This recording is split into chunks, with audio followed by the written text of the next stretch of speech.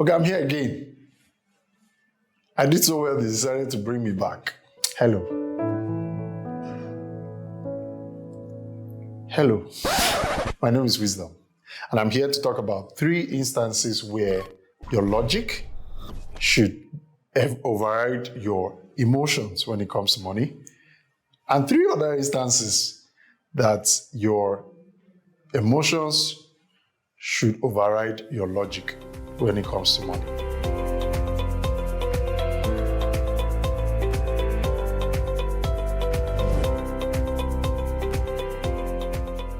So picture this.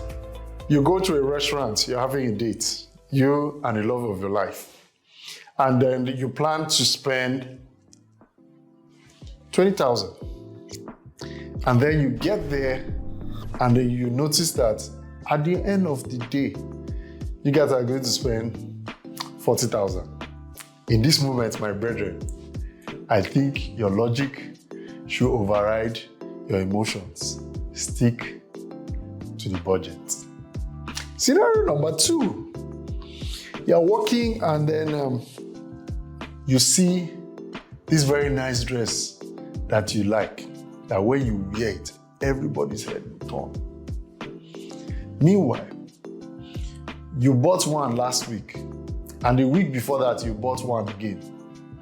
In that moment, if you enter your eye, close up, look the other way. It is not in your budget. Now, if the clothes is still going to be there by the next month, you can plan it into your budget for the next month and go. The third time, or the third scenario, where you should always be very happy to let your logic override your emotions. It's unpopular. It's in church. If you've set a budget for what your offering should be, what your gifting should be, and all of that, stick to it. Some of us get very emotional, and then we hear all these things, and then we go and spend what we did not plan, and you go home and you shed tears. No, I don't think it's necessary. You should be able to budget even your giving to God. God is a God of order. So yeah, those 3 scenarios, I think is balanced. One has to do with date, going on a date, which is entertainment, clothing, and then faith.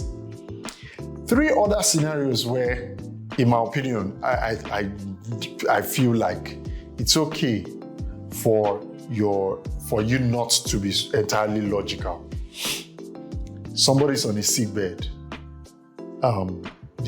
What you have maybe for charity is 20,000 in that month, and if you spend 10,000 extra, the person will leave. If you don't, then maybe the person stands a risk of dying. I think in that point in time, you can drop logic and you can make the decision, because you could always balance it up. Right? If it's a case of life and death, I think it's very okay for you to not be logical in making that decision. It's fine for you to be emotional.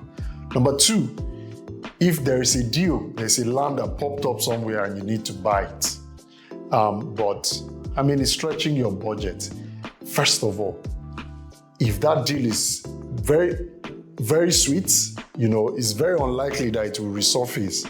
I think it's very good that you can drop your logic and make the decision. The reason is that, well, first of all, investment opportunities will always come.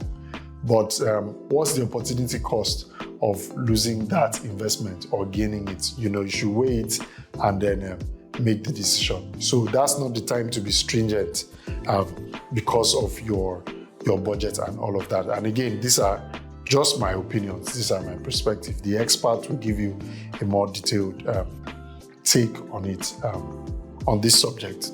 The third one that you don't have to think about is things in business, investment opportunities that will yield return. I'm not talking about Ponzi scheme. I'm not talking about things that will multiply. Things that you are certain, is safe, that you can, maybe you put the money away in an investment that will yield in 10 years and all of those things. I think in that point, emotions can override your logic. So these are some of the things that I could think of on the spot, but hey, what are yours? I would like to hear from you. What are the 3 instances where you feel like you should go with your heart and not your head? And the 3 instances where you feel like you should go with your head and not your heart? Let us know in the comment section. Thank you.